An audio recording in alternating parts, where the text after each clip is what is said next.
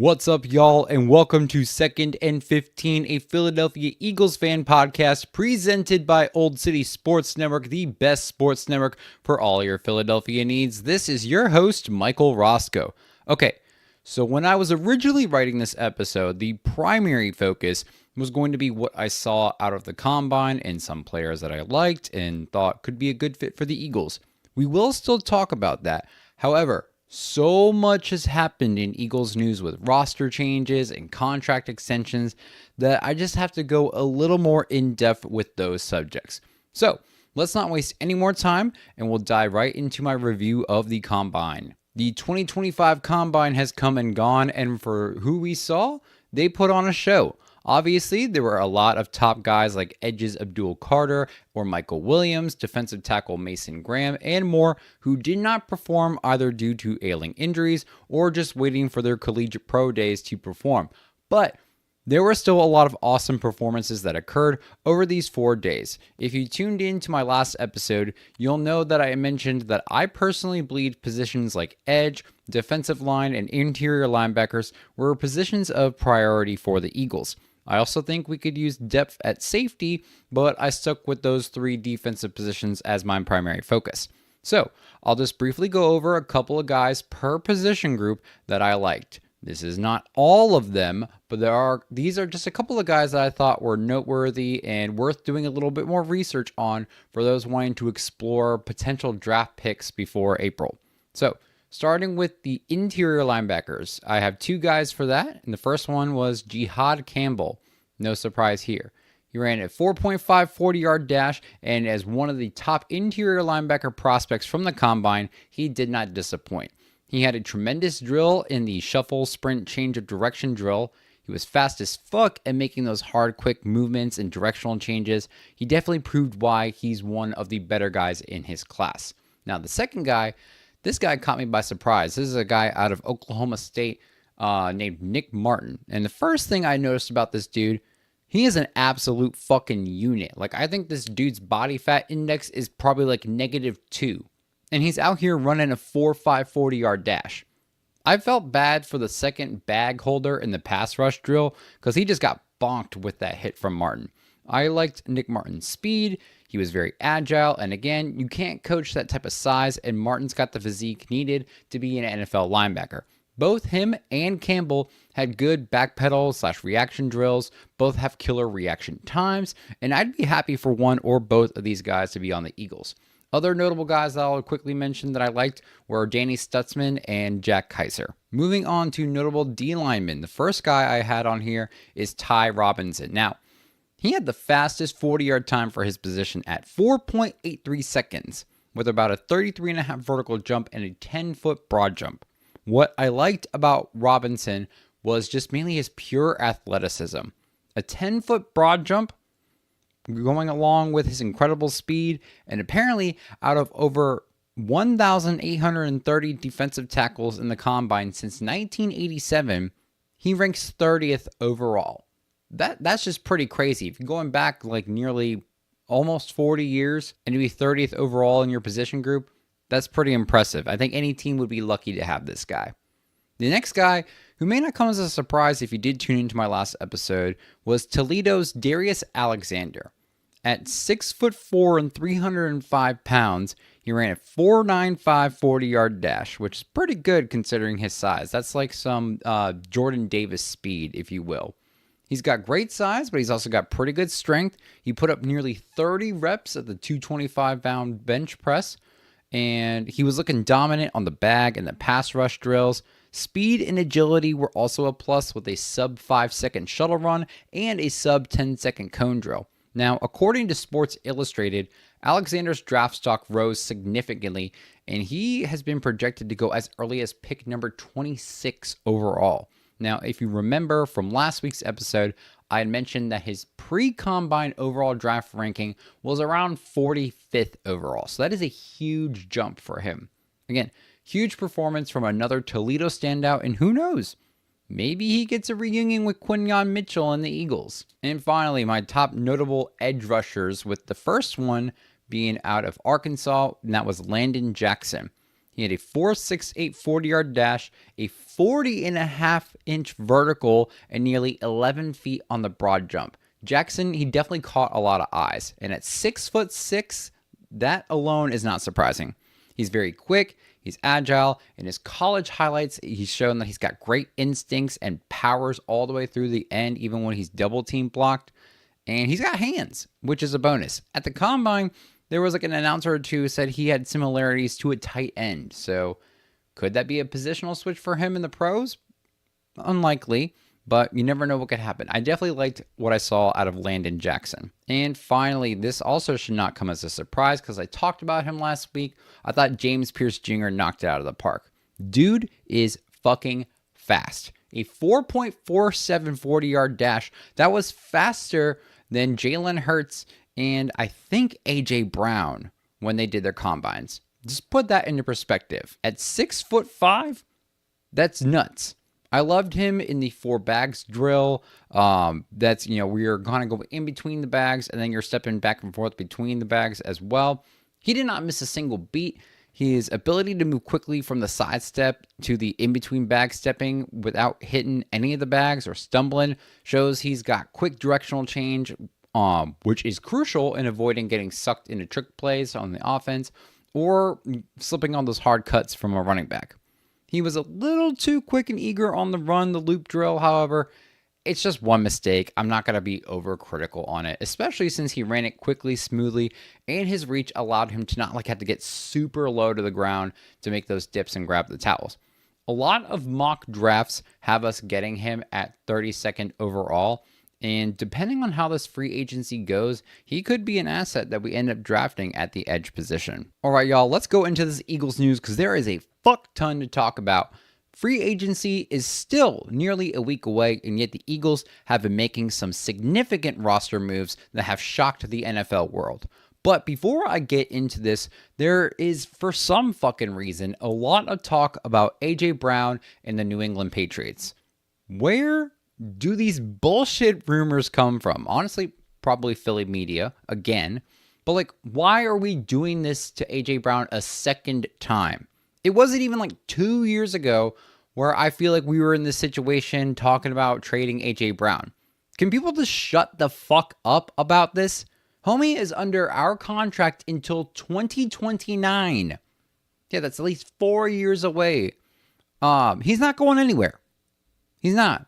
He even mentioned it to himself in, I think when he extended, he planned on retiring as an Eagle. The Eagles aren't fucking dumb enough to trade off their top wide receiver 4 seasons before the end of his contract and just after he won a Super Bowl. He has been nothing but successful for the Birds. I don't give a fuck if he is reading a book on the sidelines. It could be a fucking Harry Potter book for all I care. I do not give a shit about the drama that these random analysts and Nick Wright and Philly media, for whatever reason, trying to start some drama. He's not going anywhere. So can we please just drop this ridiculous notion? Because that's all that it is. Let the man read his self-help book and get another Super Bowl ring with the Eagles in peace. God damn. But anyway, let's dive into these crazy roster moves, starting with the first domino to fall, which was on Monday, where the Eagles released All-Pro corner Darius Slay. The Eagles will designate him as a post-June 1st cut, which ends up saving around $4.3 million in cap space. Now, it is possible the Eagles could have Slay return on a 1-year deal at a lower rate. Slay has mentioned that he's got at least 1 more year left in him and would like to remain in Philly. However, he has also expressed interest in possibly playing his last year back in Detroit. Even though Slay's only played 4 years in Philly, he's already one of the best corners in team history, achieving career highs in various stats such as pass coverage rate, yards allowed in coverage, and completion percentage. Even at 34 years old, Slay proved to a lot of people that he still got it and is very much a sought-after corner. Many teams, including the Pittsburgh Steelers, Atlanta Falcons, Seattle Seahawks, and Houston Texans, could be potential landing spots for Slay, but hopefully for myself and all of us Eagles fans, that the Eagles are able to somehow retain Slay that is financially beneficial for the team, but it's also fair to him. On one hand, if this is Slay's final year, he could be seeking a massive payday to set him up for retirement and his overall future. On the other hand, he might be willing to stick with a team that has a very high chance of going back to and winning the Super Bowl with the Eagles. In the meantime, though, if this is the last time we see him in an Eagles uniform, I just want to say thanks for all that you've done for the team and congrats on achieving a Super Bowl ring as well. In other Eagles news, in addition to Slay's release, the Eagles have released another veteran cornerback, that in James Bradberry. Bradberry had spent the entire year on injury reserve after suffering an Achilles injury during the final week of camp. His 2023 campaign was, I'll be honest, less than stellar, leaving fans wondering what the fuck happened to the James Bradberry that we saw in 2022, his first season with the team. Even though Bradberry was to enter the final year of his 3-year, $38 million deal, designating him as a post-June 1st cut would save the Birds just over $4.7 million in cap space. Right now, I think it'd be like a $2.1 million saving or something like that. Anyway, Bradberry joined the Eagles after spending 2 seasons with the New York Giants. Bradberry's numbers diminished in areas such as total interceptions, tackles, and pass deflections. He had a stellar 2022 season, including 3 interceptions, with one of them for a touchdown. However, he's more well known to Eagles fans for his controversial holding call in Super Bowl 57 that would lead to the Chiefs kicking the game-winning field goal. You know, after that 2023 season and then, not playing the entire 2024 season thing, I'm not surprised, nor am I really upset by this move. I'm thankful for Bradberry's 2022 season, don't get me wrong, because he helped us get to a Super Bowl. You can't, argue against that. However, it seems that Bradberry was a one-hit wonder for the Eagles. And, it happens. It happens. Not only will this free up cap space, but it allows other corners such as Keely Ringo, Cooper DeJean, and possibly even Isaiah Rodgers to continue to develop and flourish under a Fangio system, while allowing Howie the possibility to continue this defensive revamp that he's got going on by potentially drafting another high-caliber corner to keep our defense young and elite. But to James Bradberry, I am thankful for the contributions that he has made to the team, and good luck to wherever you end up next. Tuesday of this week, Eagle star running back Saquon Barkley landed a contract extension after only 1 year into his original 3-year, $37.75 million deal with the Eagles. The extension calls for 2 years and over $41 million, making him not only the highest paid running back in NFL history, but also the first running back in NFL history to earn an average of $20 million or more dollars a year. Now, I only have really one mixed feeling, if you will, about this signing, and that is my mentality on extensions and contracts after 1 good year. We saw Bryce Huff have 1 good year, get a major contract for the Eagles, and he's been pretty subpar for us so far. That's just one of many examples that we've seen across the league. However, Barkley is the exception because the dude had a literal historic year.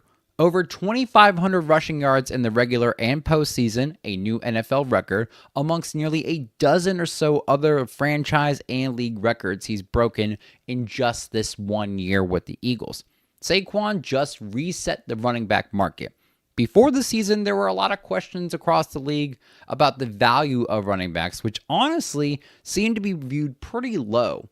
However, Saquon Barkley and the Eagles proved to the rest of the league how important it is not only to have an elite running back, but to pay your elite running back as well. I think of this move similarly to how Howie Roseman got A.J. Brown and Devontae Smith. Their contracts right before the wide receiver market got absolutely crazy as it is now. We haven't seen a $20 million running back before, and we may have just set the tone not only for running backs in general, but for us as a team. We're in early in what could be another positional market explosion, and we've essentially locked in most of, if not nearly our entire elite offense through the 2028 season. This is a move that I like. And plus, it somehow saves the Eagles nearly $8 million in cap space going into the 2025 season because thanks to this extension, Barkley's cap hit for 2025 goes from $13.5 million to just $6.5 million. A masterclass move by Howie for a player who's exceptional both on and off the field. From backwards hurdles to lifting ball boys at the Super Bowl parade into the crowd, Barkley is here to stay, and I am here for it. And finally, the latest roster move so far came Wednesday afternoon as the Eagles are re-signing linebacker Zach Bond to a 3-year, $51 million deal. If those numbers sound familiar, it's because they are. It was the exact same deal the Eagles made with edge rusher Bryce Huff at the beginning of last season after acquiring him from the Jets in free agency. Like I mentioned with Saquon, I'm kind of apprehensive with big extensions after one solid year. The difference, though, with this one between Zach Bond and Bryce Huff, for example, was that Bond's great one-year performance was already with us, while Huff's was with New York. There's not going to be any growing pains or adjustments to a new defensive scheme for Zach Bond moving into this contract like there was for Bryce Huff. Huff missed 5 games due to injury and inactiveness, only producing 2.5 sacks, 13 total tackles, and 1 forced fumble. Additionally, he was inactive for the Super Bowl. Many analysts are considering Huff to be a bit of a bust. But back to Zach Bond. This is the signing I think Eagles fans have been wanting the most for a few reasons. One of them being the obvious, which is that Zach Bond balled the fuck out with us, y'all. Between the regular and the postseason, Bond racked up 184 total tackles, 3.5 sacks, 6 forced fumbles, 3 fumble recoveries, and 3 interceptions. Fucking amazing ass numbers. He quite literally was the best interior linebacker in the league this past season, and it ain't even a fucking question, y'all. Reason number 2, I think fans wanted this the most, is because Howie broke from tradition and seems to finally understand the importance of interior linebackers, or at least paying for good ones. To long-tenured Eagles fans, it is well known that Howie Roseman had a history of not valuing and not paying interior linebackers. We saw what happened after the Eagles refused to pay TJ Edwards a couple of years ago and replaced him with underperforming guys such as Zach Cunningham and Nicholas Morrow, or guys that wouldn't even see the field in an Eagles uniform such as Miles Jack and Devin White. Early in Roseman's GM career, he was making very questionable, and I'll be even honest, more like outright dumb decisions, such as taking Jalen Reagor when Justin Jefferson was available, or taking J.J. Arcega-Whiteside when DK Metcalf was still available. This Bond signing is not only smart, but it continues to provide evidence of growth in Howie's career and this philosophy shift that has benefited the Eagles and obviously has gotten us to a Super Bowl championship. Plus, even with an average yearly salary of $17 million, that is still less than guys like Roquan Smith and Fred Warner. Now, I love this signing. I wanted this signing way sooner than before that the season was over, and I'm glad we finally got it, especially before free agency, before other teams could try to poach him off of us. So that was another smart move by Howie.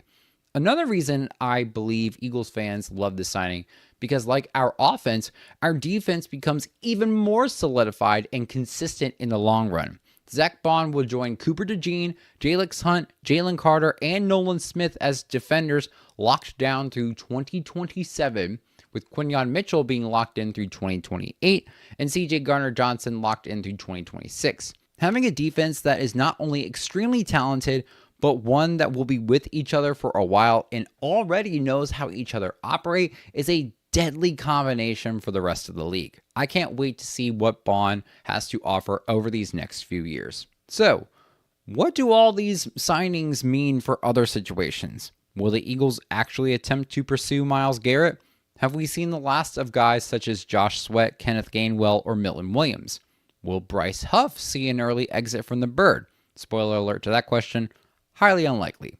But these questions and a lot more still linger as we get closer and closer to the official free agency period. All right, y'all, that is it for this week's episode. Thank you for joining us, and don't forget to like, subscribe, or follow us on YouTube, X, Instagram, Facebook, and TikTok by searching at Second and 15. That's 2NDAND15, or by the full name Second and 15, a Philadelphia Eagles fan podcast. You can also find the audio for each and every single episode releasing Thursday mornings on Spotify, Apple Podcasts, Amazon Music, Player FM, or wherever you get your podcasts. This episode, Second and 15, and Old City Sports Network are sponsored by Righteous Felon Craft Jerky. Head on over to righteousfelon.com and use our promo code OCSN for 15% off the best jerky around. With flavors like Darth Garlic, Soul Survivor, OG Hickory, one of the best and more healthy alternative beef jerky options out there. Any orders over $50 will get free shipping. We're also brought to you by Warlord Beard Oil. Use our promo code OLDSPORTS at warlordbeardoil.com for 15% off your beard oils, washes, soaps, and many other products for all of your beard care needs. Orders over $75 will also receive free shipping. Second and 15 and Old City Sports Network are also brought to you by SeatGeek. Download the app and use our promo code Old City Sports Network, all one word, for $20 off your first purchase. We got some local sponsors, including Robert Hangholt Construction. If you're in the greater Philadelphia region and need some work done with your roof, your windows, your siding, or whatever you need, call the #1 contractor in the area at 610-348-1066 to get a free estimate on your next home project today. We also have Decals by Aaron. For all your Delco products and merchandise, your #1 spot for everything Delco, check out decalsbyaaron.com today or Decals by Aaron on social media. Finally, we have Iron and Steel Threads. Head on over to ironsteelthreads.com and use promo code OldCity10 for 10% off the entire website. A portion of the proceeds will go to youth hockey organizations. And don't forget to check out oldcitysportsnetwork.com and click our merchandise tab to find some awesome gear from Second and 15 and other OCSN shows. All the promo code information and websites will be in this episode description. Once again, thanks y'all for joining in. This is Second and 15, a Philadelphia Eagles fan podcast presented by Old City Sports Network. We'll see y'all next week, where we'll look at more moves during and leading up to free agency, where legal tampering will start Monday, March 10th, with the official free agency period beginning on March 12th. See y'all then. Don't forget to stay fly like an eagle, and as always, go Birds!